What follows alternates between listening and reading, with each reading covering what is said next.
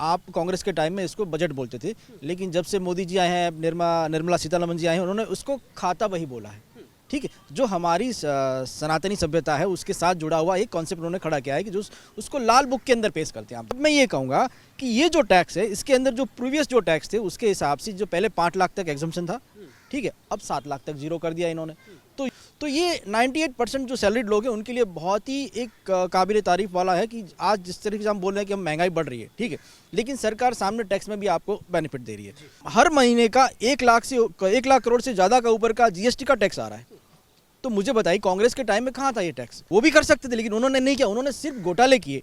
अब जैसे कि सत्यम घोटाला, 2G घोटाला, 3G घोटाला, कॉमनवेल्थ घोटाला, बोफोर्स घोटाला। भारत जो विश्व गुरु बनने जा रहा है वो यही रणनीति है कि हमारा जो 15% वित्तीय घाटा था उसको हम जीरो पे लेके आ जाएंगे, उसके बाद हम प्लस में जाएंगे। तो ये नए भारत की पहचान है। नमस्कार, मैं हूं किशोर मालान। वित्त मंत्री निर्मला सीतारमण ने आज सबसे बड़ा बजट पेश कर दिया है, लेकिन इसके बाद ही जहां मोदी ने तो कहा है कि ये राष्ट्र को समर्पित है और एक संकल्प के साथ में है कि हम आगे बढ़ेंगे, ऐसा बजट उन्होंने बताया है, लेकिन वहीं विरोधी हावी हो गए। सबसे पहला टिप्पणी अगर आता है तो तेजस्वी यादव का आता है। कहते हैं कि रेलवे को जिसने सबसे ऊंचाइयों पर ले गए हैं, लालू प्रसाद यादव, उसी रेलवे को सबसे कम बजट दिया गया है। आज इसी बजट को समझने का प्रयास करें, आखिर बजट में खास तौर पर आम जनता के लिए क्या मिला। सर, बहुत बहुत स्वागत है आपका। आपको क्या लगता है, आम बजट जो सबसे बड़ा बजट है, मोदी ने कह दिया देश के लिए है, लेकिन विरोधी सवार हो गए देश के लिए नहीं बल्कि आने वाले 2024 के लिए बजट पेश हो गया। देखिए, जहाँ तक मेरा नॉलेज है कि ये जो सरकारी बजट होता है वो जनता के लिए होता है, ना कि इलेक्शन के लिए। ठीक है, अभी आप देखिए कि बजट जो शब्द था ये आप कांग्रेस के टाइम में इसको बजट बोलते थे, लेकिन जब से मोदी जी आए हैं, निर्मला सीतारमण जी आए हैं, उन्होंने उसको खाता वही बोला है। ठीक है, जो हमारी सनातनी सभ्यता है उसके साथ जुड़ा हुआ एक कॉन्सेप्ट उन्होंने खड़ा किया है कि जो उसको लाल बुक के अंदर पेश करते हैं। आप देखिए, ठीक है, अब मैं ये कहूँगा कि ये जो टैक्स है इसके अंदर जो प्रीवियस जो टैक्स थे उसके हिसाब से जो पहले 5 लाख तक एग्जम्पशन था, ठीक है, अब 7 लाख तक जीरो कर दिया इन्होंने। तो जो सैलरीड पर्सन है, ठीक है, जो ज़्यादातर आप समझ लीजिए कि 98% लोग ऐसे हैं इंडिया के अंदर जो सैलरीड पर्सन है, तो वो 98% लोगों को टैक्स में बेनिफिट मिलेगा कि जो 60 लाख तक की इनकम करते हैं और उसके ऊपर का जो रेस्ट ऑफ जो स्लैब है उसके अंदर उनको 5% भरना है, और 60 लाख तक तो उनका जीरो ही है। जो पिछली सरकार में पहले जो 5 लाख तक का था उसको बढ़ा के उन्होंने 60 लाख कर दिया। तो ये 98% जो सैलरीड लोग हैं उनके लिए बहुत ही एक काबिल तारीफ वाला है कि आज जिस तरीके से हम बोल रहे हैं कि हम महंगाई बढ़ रही है, ठीक है, लेकिन सरकार सामने टैक्स में भी आपको बेनिफिट दे रही है। तो इसको आम जनता को फायदा होगा, हर उस गरीब को फायदा होगा कि जो छोटा इन्वेस्टर है, ठीक है, वो इस टैक्स का बेनिफिट मिलेगा उसको, और जनता अपना जो खुद की जो आय है उसमें वो बढ़ोतरी भी कर पाएंगे। जब टैक्स बचेगा तो वो इन्वेस्ट करके अपना बिजनेस भी डेवलप कर पाएंगे, और जो सैलरीड पर्सन है उनको अगर कहीं किसी भी पॉलिसीज में अगर इन्वेस्ट करना है तो वो इन्वेस्ट भी कर पाएंगे। लेकिन मल्लिकार्जुन खड़गे ने सबसे बड़ा सवाल खड़ा किया है कि कहीं ना कहीं बेरोजगारी, महंगाई और रोजगार देने को लेकर के कहीं बजट में कहीं जिक्र ही नहीं किया गया है। देखिए, मैं आपसे एक बात शेयर करना चाहूँगा। जब कांग्रेस की सरकार हुआ करती थी तब देश के अंदर तकरीबन 70% बजट जो था, फाइनेंस जो सरकार का इनकम था वो लोन पे था, विदेशी लोनों के ऊपर, और सिर्फ 35% ही ऐसा था कि जिसमें सरकार की लोकल जनता की तरफ से टैक्स आता था। ठीक है, जब से मोदी गवर्नमेंट आई है, जब से जीएसटी का जो कानून फॉलो किया है, ये टैक्स स्लैब रिवर्स कर दिया। आज 65% टैक्स हमारे यहाँ के लोकल लोग ही भर देते हैं, सिर्फ 35% विदेशी मुद्रा के ऊपर हम आधारित रहते हैं जहाँ से बाहर से लोन लेना होता है। तो ये एक बहुत बड़ा अर्थतंत्र की जो डेवलपमेंट की बात है, जो मोदी गवर्नमेंट की कूटनीति है, उनका जो रणनीति है कि इस देश के अंदर जो टैक्स, जो कर्जा जो कांग्रेस ने बढ़ाया था उनके 70 साल के अंदर, उसको इन्होंने टोटल रिवर्स करके रख दिया। जो हम 70% लोन हम बाहर के विदेशों से लेते थे, आज हम 35% पे आ गए। ठीक है, आज हम 70% टैक्स तो यहाँ से लोकल बिजनेसमैन को जो डेवलप करके हम जो सरकार कलेक्ट कर रही है उसी से हम देश को डेवलप कर रहे हैं। और आप देखिए कि हर महीने का 1 लाख करोड़ से ज़्यादा का ऊपर का जीएसटी का टैक्स आ रहा है। तो मुझे बताइए कांग्रेस के टाइम में कहाँ था ये टैक्स? वो भी कर सकते थे, लेकिन उन्होंने नहीं किया। उन्होंने सिर्फ घोटाले किए। आप जैसे कि सत्यम घोटाला, 2G घोटाला, 3G घोटाला, कॉमनवेल्थ घोटाला, बोफोर्स घोटाला, तो उन्होंने इस देश की कमर इस तरीके से तोड़ी थी 70 साल के अंदर कि 2014 आते आते मोदी गवर्नमेंट को ये सरकार चलाना बहुत मुश्किल था। लेकिन मोदी गवर्नमेंट और उनके जो सलाहकार है, उनकी जो टीम है, वो इतनी राष्ट्रभक्त और डेवलप्ड है कि नॉलेज वाली है, मैं यूँ कहूँगा, स्कॉलर है उनके पास तकरीबन 7000 से ज़्यादा तो उनके सलाहकार हैं जो हाई लेवल के स्कॉलर हैं हर सब्जेक्ट के, जिसमें इकोनॉमी से लेके, डिफेंस से लेके, कॉमर्स से लेके, बिजनेस से लेके जितने भी एक्सपर्ट हैं वो उनकी टीम के अंदर है। तो उनकी ये रणनीति है, उन्होंने ये जो सिस्टम बनाया जीएसटी का और जो विदेशी जो मुद्रा है, विदेशी इन्वेस्टमेंट बढ़ाया उन्होंने, ठीक है, लेकिन लोन कम किया। और यहाँ से लोकल लोगों से जो टैक्स, जनता से जो टैक्स उन्होंने सिस्टम खड़ा किया, उसमें लोगों को इन्वेस्टमेंट का बेनिफिट मिला, लोगों ने खुद इन्वेस्ट किया और लोगों ने टैक्स भरा। जब लोग इन्वेस्ट करेंगे तो उनका इनकम भी बढ़ेगा, जब इनकम बढ़ेगा तो वो टैक्स भी भरेंगे। यही नतीजा है कि आज हम हर महीने 1 लाख करोड़ से ज़्यादा टैक्स सरकार को भर रही है जनता। तो ये नए भारत की पहचान है। कि जब बात आती है कि मोदी ने केवल अडानी और अंबानी का विकास किया है, लेकिन इस बजट में हम देखें तो किसका विकास हो रहा है? देखिए, इस बजट में हर उस नागरिक को सम्मिलित किया है। जैसे कि आप देखिए एमएसएमई है, माइक्रो स्मॉल एंड मीडियम जो एंटरप्रेन्योर्स हैं, उनको भी आप देखिए 9,000 करोड़ का पुशअप दिया गया है, ठीक है। और जो सैलरीड वाले हैं वो है, और दूसरी जो बड़ी बड़ी कंपनियां हैं उनके लिए भी एक खास इसमें सिस्टम दे रखा है कि वो और रोजगार पैदा कर सके और डेवलप कर पाएँ और इंफ्रास्ट्रक्चर डेवलप करें। जैसे कि अंबानी है, अदानी है, बिरला है, टाटा है, निरमा है, केडिला है, टोरेंट है, ऐसी जो बड़ी बड़ी कंपनियां हैं, जो लिस्टेड कंपनियां हैं, उन सभी कंपनियों के लिए भी एक बेनिफिट रहेगा कि वो अपना बिजनेस एक्सपांड करेंगे। जैसे बिजनेस एक्सपांड होगा तो रोजगारी भी बढ़ेगी, जब रोजगारी बढ़ेगी तो लोगों के अंदर जो क्वेश्चन जो इनके आज जो विपक्ष वाले उठा रहे हैं कि भी लोगों में रोजगारी नहीं है, बेरोजगार है, वो सारा बंद हो जाएगा उनका, ठीक है, उनके मुंह बंद होने हैं, ये तय है इसमें। और दूसरा मैं आपसे एक बात शेयर करना चाहूँगा, वित्तीय घाटा। जो वित्तीय घाटा ऐसा रहता है कि सरकार की जो टोटल इनकम है, ठीक है, उसके अलावा उसके ऊपर, जैसे मानो कि 10 लाख करोड़ उनका इनकम हुआ साल का और उन्होंने खर्चा किया 15 लाख करोड़। हर जनरली सभी सरकार यही करती हैं कि वो घाटे का बजट दिखाती हैं और खर्चा ज़्यादा करती हैं, ठीक है। कांग्रेस के टाइम में ऐसा था कि ये जो वित्तीय घाटा का जो रेशियो था वो तकरीबन 15% था, ठीक है।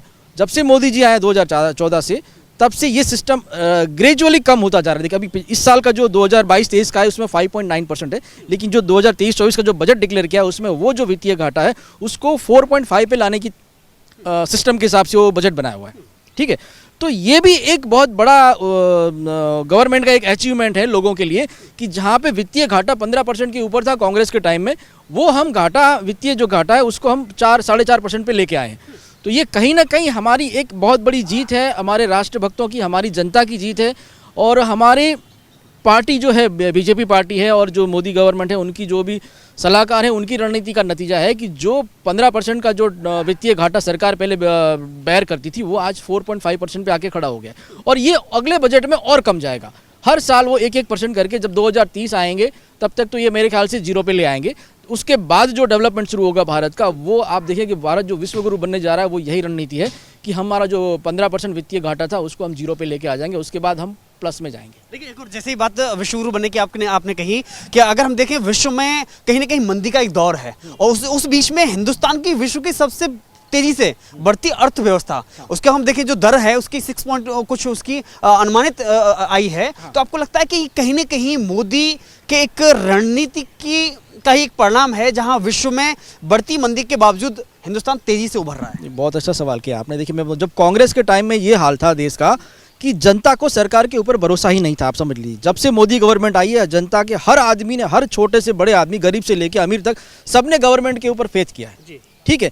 विपक्ष की बात अलग है क्योंकि उन्होंने तो अपनी इलेक्शन की रोटियां सेकनी, इसकी वजह से वो बात की, लेकिन जनता सरकार के साथ है। और इसका नतीजा आप देख रहे हैं कि आज 10 साल का जो गवर्नमेंट है सेंट्रल गवर्नमेंट का, उसमें हम जिस तरीके से कर्जे से बाहर निकल के आए हैं, वो सिर्फ और सिर्फ बीजेपी गवर्नमेंट की रणनीति है। मोदी जी का, मैं यूँ कहूँगा कि एक चाय वाले का अर्थशास्त्र है। चाय वाले का बिल्कुल। देखिए एक और बात है, जैसे ही बात आती है, आज का हमने परिणाम देखा, जैसे ही बजट सत्र में बजट पेश हो रहा था, उसी दौरान सेंसेक्स में इतना तेजी से उछाल आया, लगभग 1200 अंक का उछाल आया। लेकिन इस बीच में हम जब बात करते हैं आम जनता की, तो केवल 2 चीज़ें देखती है बजट में कि महंगा क्या हुआ और सस्ता क्या हुआ है। तो अगर हम बात करें महंगाई, तो जो नशे की चीज़ें हैं वो महंगी हुई हैं, और सस्ते की हम बात करें तो साइकिल है, मोटरसाइकिल है, स्मार्टफोन है, ये सस्ती हुई है। तो आपको लगता है कि इसमें फिर कहाँ लगता है कि मोदी ने अडानी और अंबानी का हित रखा है? तो इसमें कहाँ लगता है कि साइकिल या मोटरसाइकिल खरीदने वाला कौन होगा? देखिए मैं आपसे ये कहूँगा कि 2020 में जब कोरोना काल चला था तो सरकार ने एमएसएमई के तहत में 20 लाख करोड़ का पैकेज दिया था इकोनॉमी को बूस्ट करने के लिए, ठीक है। वो जो 20 लाख करोड़ का जो पैकेज था वो इसलिए दिया गया था कि उस समय सारा बिजनेस ट्रेड ठप था, लेकिन सभी जो बिजनेसमैन हैं, जो एंटरप्रेन्योर्स हैं, उनको खड़ा करने के लिए सरकार ने 20 लाख करोड़ का एमएसएमई के थ्रू सभी को एक बजट का पुशअप दिया था। आज उसी सिस्टम के आधार पे हम फिर से वो लॉन्च कर रहे हैं उसको, कि वापस अगर कोई ऐसा मतलब जो बंदा है जो बिजनेस छूट गया है, जो नया बंदा भी बिजनेस करना चाहता है, वो भी इसके अंदर सम्मिलित होगा। जिसका बिजनेस चालू है वो तो डेवलप हो रहा है, लेकिन जो न्यू इन्वेस्टर्स हैं, न्यू एंटरप्रेन्योर्स हैं, वो भी आगे आके अपना सिस्टम में आके खड़ा होकर अपना एक बिजनेस डेवलप कर सकते हैं। जिसकी वजह से अब देखिए कि मोबाइल महंगा हुआ सस्ता उससे कोई फर्क नहीं पड़ता। आप देखिए जो पानी पूरी भेलपूरी बेचने वाला है वो भी मोबाइल लेकर घूम रहा है, ठीक है, और वो भी आज देखिए यूपीआई से पेमेंट लेते हैं। आप किसी भी पानी पूरी वाले के पास चलिए, सब्जी वाले के पास चलिए, वहाँ पे आपको क्यूआर कोड मिल जाएगा, भाई सर आप पेमेंट करें। तो ये भारत की तरक्की है ना कि हर छोटे से छोटा आदमी डिजिटल इंडिया के साथ जुड़ रहा है। जूता गांठने वाले को भी हमने देखा है क्यूआर कोड लेके बैठा है। हाँ बिल्कुल है ना, तो ये डेवलपमेंट है ना एक देश का। समझ लीजिए आप पहले क्या था, आप देखिए पहले कैश में ट्रेड होता, जब कैश में ट्रेड होता था तो करप्शन भी ज़्यादा था। अब मोस्टली ज़्यादातर क्या होता है, ज़्यादातर ट्रेड बैंक से होता है, यूपीआई से होता है, तो करप्शन कहाँ आएगा। आप देखिए जो बैंकों को डैमेज किया था कांग्रेस ने, वो एक मुद्दा मैं शेयर करना चाहूँगा। जब कांग्रेस की सरकार थी तब 3000 एनजीओ ऐसे थे और 2000 सेल कंपनियां थी, ठीक है, जिसके अंदर ये लोग क्या करते थे कि जो पाकिस्तानी फेक नोट आते थे इंडिया से, उसके अंदर वो लोग ट्रेड करते थे कि अगर एनजीओ के पास 100 करोड़ का कैश पड़ा हुआ है तो बाहर की जो इंटरनेशनल जो कंपनियां थी जो इस देश में अफरा तफरी फैलाने के लिए पैसा लैंड करती थी, वो 100 करोड़ की कैश के सामने 300 करोड़ का डोनेशन इसको देती थी एनजीओज को, जो फेक एनजीओ थे कांग्रेस के। वैसे ही 2000 सेल कंपनियां थी, ठीक है, वो जो 2000 सेल कंपनियां थी वो क्या करते थे, उसमें भी वो लोग सेम तरीके से पैसा लेके 100 करोड़ का कैश दिखाते, 300 करोड़ का डोनेशन ले लेते वहाँ से, ठीक है। अब 300 करोड़ का उनका वाइट का वहाँ का जो इंटरनेशनल फंड आ गया, ये जो कंपनी सेल कंपनियां थी, उसके ऊपर से बैलेंस दिखा के भी मेरे पास 500 करोड़ का बजट है, मुझे 1000 करोड़ की लोन दीजिए, ठीक है। और ये जितने भी घोटाले हुए कांग्रेस के टाइम में ऐसे ही हुए, और बाद में क्या लोन लेने के बाद उस कंपनी को लॉस में दिखा देते, ठीक है। और जो पाकिस्तानी फेक करेंसियां जो इंडिया में आई थी, उसका जो ट्रेड करके वो लोग आज देखिए कि जो जितने भी हाईवेज हैं उसके ऊपर आपको हिंदू टैग लगे हुए रेस्टोरेंट मिल जाएंगे, लेकिन उसके ओनर सारे मुस्लिम हैं।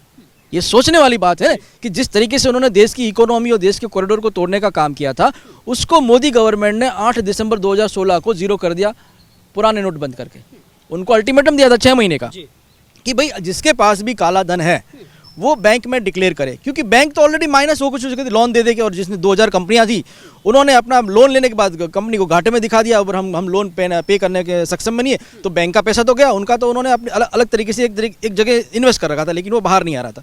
तो सरकार ने ये नोटबंदी इसीलिए की थी कि भाई अगर कोई जेन्युइन बंदा है वो अगर पैसा बाहर बैंक में देता है तो उसके ऊपर कोई क्वेश्चन खड़ा नहीं किया जाएगा, उसको 60% सरकार रखेगी, 40% उसको दे दिया जाएगा। लेकिन जब कुछ लोगों ने, तकरीबन मैं कहूँगा कि 70% जनता ऐसी थी जिन्होंने पैसा डिक्लेयर किया मोदी जी के ऊपर फेस करने के बाद, और बैंक ने उनको नए नोट भी दिए, ठीक है। लेकिन जो 3000 एनजीओ थे, जो 2000 फेक कंपनियां थी, वो अपना पैसा जो काला धन करोड़ों रुपए में, मतलब लाखों करोड़ों अरबों रुपए में वो दबा के बैठी थी, वो अपना हिसाब नहीं दे पाए, तो वो जो पैसा का जो वैल्यू था उन्होंने जीरो कर दिया उनके लिए। भाई हमारा सरकार का नहीं तो तुम्हारा भी नहीं, अब जनता को आप नहीं दे रहे तो आप भी जीरो होकर बैठो, ठीक है। ये बहुत बड़ी अच्छा मतलब सरकार का जो स्टेप था देश की इकोनॉमी को खड़ा करने के लिए, कि जो उन्होंने 2016 में 8 दिसंबर को रात को 12 बजे मोदी जी ने बोला था कि भाई कल सुबह के बाद ये पुराने नोट टेंडर नहीं होंगे। उन्होंने 6 महीने पहले अल्टीमेटम दिया था, लेकिन लोगों ने इसको सीरियसली नहीं लिया। देखिए एक और बात मैं इसमें बीच में कहना चाहूँगा